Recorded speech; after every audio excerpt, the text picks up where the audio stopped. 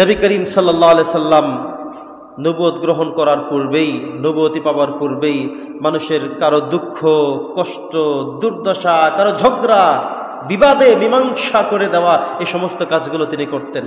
কোনো মানুষ না খেয়ে থাকতো, কষ্টে থাকতো, দুঃখে থাকতো, তিনি সেগুলো সমাধান করতেন, সলভ করতেন। কারণ আল্লাহ সুবহানাহু ওয়া তাআলা তার মধ্যে আগে থেকেই সেই বৈশিষ্ট্যগুলো দিয়ে দিয়েছেন। তিনি হয়তো আনুষ্ঠানিকভাবে 40 বছরের পরে নবী, কিন্তু আল্লাহর কাছে তিনি সৃষ্টি জগতের আগেও নবী।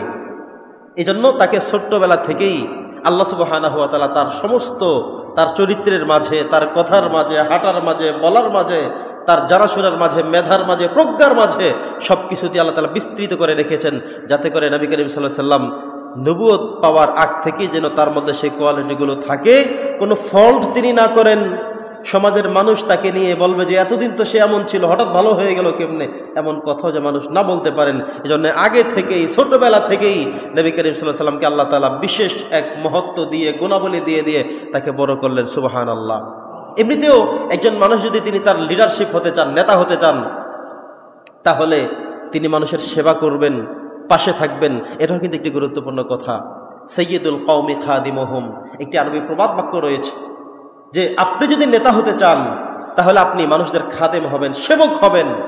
হযরতে ওমর রাদিয়াল্লাহু তাআলার জীবনী খুললে অসংখ্য পরতে পরতে ইসলামের প্রত্যেকটি পাতায় পাতায় নবী করিম সাল্লাল্লাহু আলাইহি ওয়াসাল্লাম তার নিজের জীবদ্দশায় মানুষের উপকার বলতে যা বোঝায়, তার প্রজাদের সেবা করা বলতে যা বোঝায়, তারা সমস্ত কাজগুলো করতেন। সুবহানাল্লাহ পড়েন। প্রিয় সুধী, একজন নেতার দ্বিতীয় কোয়ালিটি হবে তিনি কথা বলতে পারতে হবে। অনেক মানুষ দেখবেন অনেক কিছু জানে, পারে, কিন্তু মুখ ফুটে বলতে পারে না।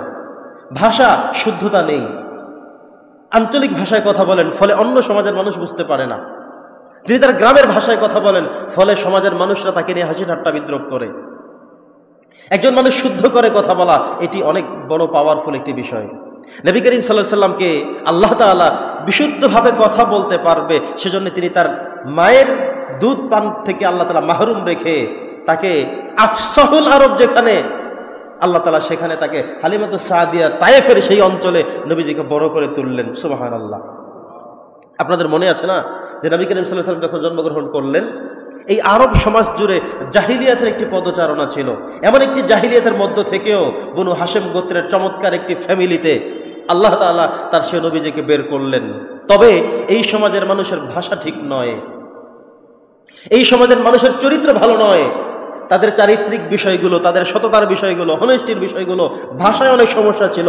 এই জন্য আল্লাহ তাআলা সিদ্ধান্ত করলেন এই সমাজে নবীজিকে বড় না করে তায়েফ গোত্রের, বনু সাদ গোত্রে তায়েফের জমিনে নবী করিম সাল্লাল্লাহু আলাইহি সাল্লামকে বড় করা হবে। যেখানে নবী করিম সাল্লাল্লাহু আলাইহি সাল্লাম বড় হলে ওখানে হলো আফসাহুল আরব, আরব অঞ্চলের মধ্যে সবচেয়ে শুদ্ধ ভাষায় কথা সেখানে বলা হতো।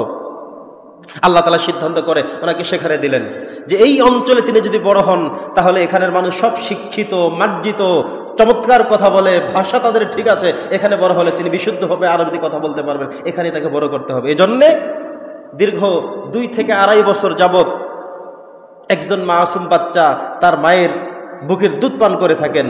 আর আল্লাহ তাআলা নবী করিম সাল্লাল্লাহু আলাইহি সাল্লামকে উত্তমভাবে কথা বলতে পারবে, সেজন্য নবী করিম সাল্লাল্লাহু আলাইহি সাল্লামকে আল্লাহ তাআলা মায়ের বুকের দুধ থেকে মাহরুম রেখে তায়েফ গোত্রে তাকে বড় করে তোলেন। পড়েন সুবহানাল্লাহ। সম্মানিত সুধী, ভাষার শৈলীটা অনেক গুরুত্বপূর্ণ। দেখবেন মাঝে মধ্যে একই ওয়াজ একজন বক্তা যখন করতে থাকে, মানুষ চোখ দিয়ে অশ্রু ঝরায়, কাঁদতে থাকে, এবং একই বক্তব্য শোনার জন্য একজন বক্তাকে হায়ার করে আনা হয়, লক্ষ টাকা ব্যয় করা হয়। বক্তব্য কিন্তু একটাই, কথা কিন্তু এক জায়গা থেকেই, হয়তো হুবহু এক, কোনো কিছুই পার্থক্য নেই, তবুও একজনের প্রতি মানুষ আকৃষ্ট। লক্ষ টাকা ব্যয় হলেও এই বক্তব্যটাই শুনতে মানুষ চায়। কারণ নবী করিম সাল্লাল্লাহু আলাইহি ওয়াসাল্লাম বলেছেন, ইন্না মিনাল বায়ানি লাসিহরান, কোন কোন বক্তব্যের মধ্যে জাদু থাকে, মানুষকে আকৃষ্ট করে। মানুষ সিদ্ধান্ত নিয়ে ফেলে মাঠের মধ্যেই। একজন বিধর্মী, তিনি তার দোকানে বসে বসে তাফসির শুনতে থাকলেন, তিনি এখানে বসে সিদ্ধান্ত নিলেন আমি এখনই মুসলমান হব। তিনি সরাসরি স্টেজেও চলে গিয়েছেন, মুসলমান হয়েও গিয়েছেন, কালেমা পড়েও ফেলেছেন। এমন হয় না? সুবহানাল্লাহ পড়েন।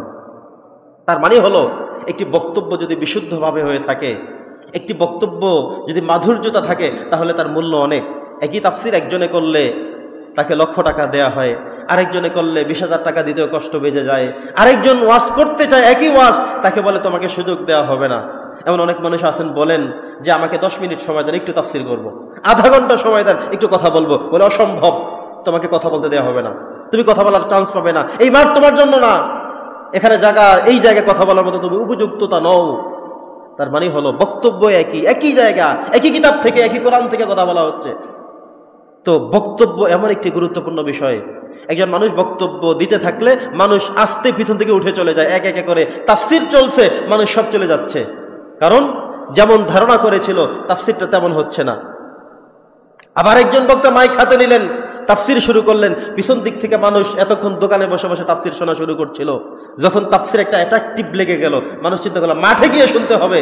এবার মানুষ পরতে পরতে দলে দলে একত্রে এসে পুরো মাঠ কানায় কানায় পূর্ণ হয়ে মানুষ দাঁড়িয়ে দাঁড়িয়ে শুনছে, কারণ বক্তব্যটার মধ্যে একটা পরিবর্তন আছে, বক্তব্যটার মধ্যে একটা জাদু আছে, যে জাদু আপনাকে দোকান বন্ধ করে টেনে মাঠে নিয়ে গিয়েছে, সেখান থেকে আপনি তৃপ্ত নও। 1-1.5 ঘন্টা আলোচনা শোনার পরে বক্তা বলেন দাওয়ানা আলহামদুলিল্লাহি রাব্বিল আলামিন, মাহফিল শেষ। শ্রোতা বলেন হুজুর আরো আধা ঘন্টা বলতে হবে, আরো 10 মিনিট তাফসীর করতে হবে। আমাদের মন জোড়ায় নেই, আমাদের আত্মতৃপ্ত আমরা হইনি, আরো করতে হবে। আর আরেকজনে তাফসীর শুরু করলে মানুষ মনে করে এখনো নামে না কেন। তো নবী করিম সাল্লাল্লাহু আলাইহি ওয়াসাল্লামকে আল্লাহ তাআলা বিশুদ্ধ ভাষাই শেখার জন্যই তাকে তায়েফে আল্লাহ তাআলা প্রেরণ করলেন, সেখানে তিনি বিশুদ্ধভাবে শিখলেন। এজন্য আমরাও যারা বাংলা ভাষাভাষী, আমাদের ভাষার মধ্যে অনেক জটিলতা, অনেক জটলা, অনেক সমস্যা, প্রবলেম, এগুলো সলভ করতে হবে আমাদের। আমরা